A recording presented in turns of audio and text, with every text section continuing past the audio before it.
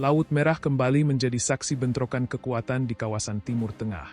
Namun kali ini yang terjadi bukan sekadar bentrokan biasa, melainkan upaya yang berani dan penuh risiko dari kelompok Houthi yang didukung Iran menyerang simbol kekuatan militer Amerika Serikat, USS Harry S. Truman atau CVN-75.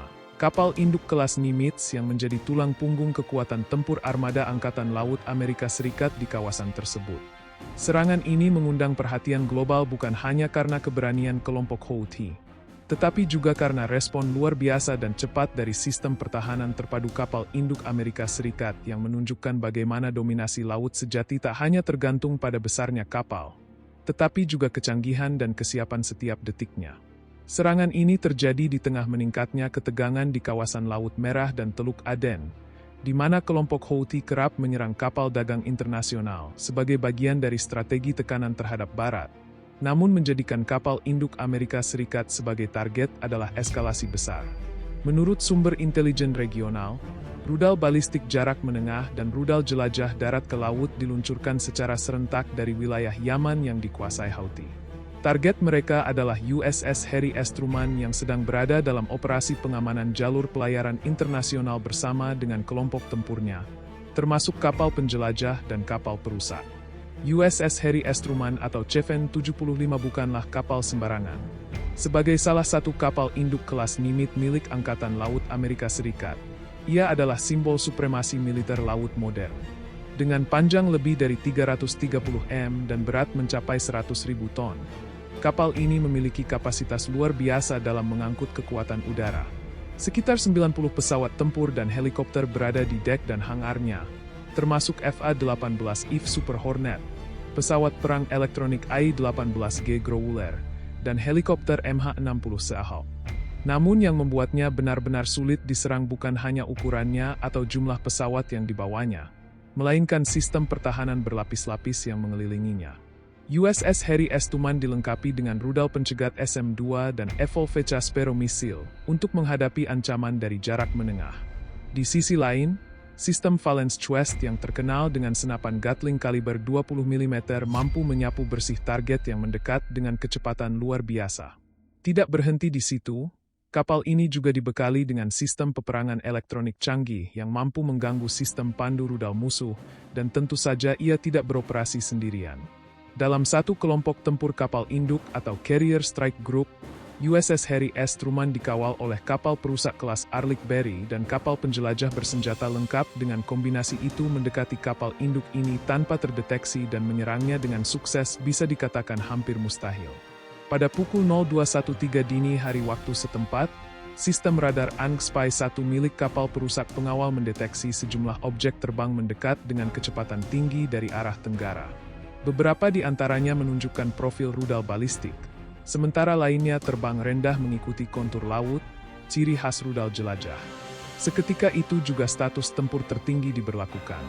Kapal perusak USS Bainbridge menembakkan rudal SM-2 Block 3A, diikuti oleh ASSM dari USS Ross. Untuk menghadang ancaman berkecepatan tinggi, di saat yang sama, sistem Phalanx CWS bersiap menembak jatuh apapun yang lolos dari lapisan pertahanan pertama. 4 jet tempur FA-14 Super Hornet segera mengudara dalam pola defensif, siap menghadapi kemungkinan ancaman susulan atau drone kamikaze. Mereka tak hanya bertugas menyerang, tapi juga sebagai mata dan telinga di langit. Mengawasi dari atas, memberi informasi real-time bagi sistem pertahanan kapal induk.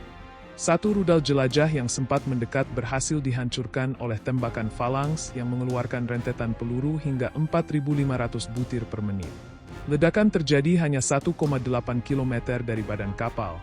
Cukup dekat untuk menimbulkan kepanikan, tapi cukup jauh untuk tak menyebabkan kerusakan. Beberapa jam setelah serangan digagalkan, Departemen Pertahanan Amerika Serikat menyatakan bahwa mereka telah meluncurkan serangan balasan presisi terhadap lokasi peluncuran rudal di Yaman. Serangan ini dilakukan dengan rudal Tomahawk dari kapal penjelajah USS Montreal dan didukung oleh drone MQ-9 Reaper dari pangkalan terdekat di kawasan Teluk. Target utamanya adalah kompleks militer HTI yang diyakini menjadi pusat komando peluncuran rudal. Laporan awal menunjukkan keberhasilan serangan dengan kerusakan signifikan pada infrastruktur musuh. Kegagalan serangan ini menyampaikan pesan yang sangat jelas kepada siapapun yang berani mencoba mengganggu kekuatan maritim Amerika Serikat. Kapal induk seperti USS Harry S. Truman bukan hanya sekadar target militer, melainkan simbol dari projal Amerika Serikat. Setiap serangan terhadap kapal induk adalah ancaman langsung terhadap kepentingan strategis Amerika di kawasan. Dan karenanya respon yang diberikan bukan hanya cepat, tetapi juga sangat menghancurkan. Angkatan Laut Amerika Serikat telah menunjukkan bahwa mereka siap menghadapi ancaman dari berbagai arah, baik rudal balistik, rudal jelajah, maupun drone kamikaze. Serangan dari kelompok Houthi ini bukan hanya gagal total, tetapi justru memperlihatkan betapa kuatnya sistem pertahanan kapal induk modern. Rudal-rudal yang diluncurkan tak satu pun berhasil mencapai sasaran. Semuanya dihancurkan oleh kombinasi pencegat jarak menengah dan sistem senjata jarak dekat yang sangat akurat. Dengan demikian, siapapun yang berencana mengulangi aksi nekat serupa kini harus berpikir dua kali.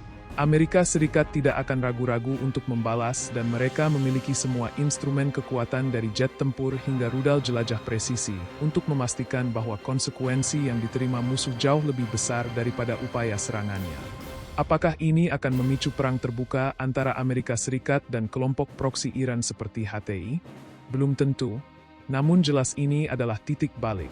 Serangan ini bukan hanya menantang superioritas Amerika Serikat di laut, tapi juga menguji kesabaran Washington dalam menghadapi ancaman berulang di Laut Merah.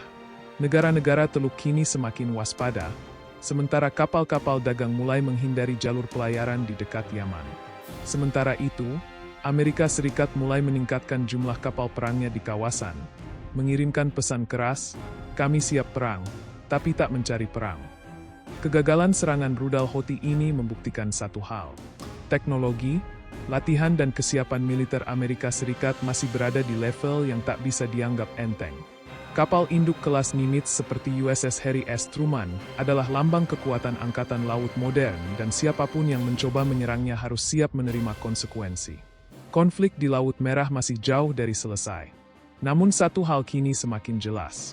Di perairan yang semakin memanas ini, kapal induk Amerika Serikat tetap menjadi raja lautan.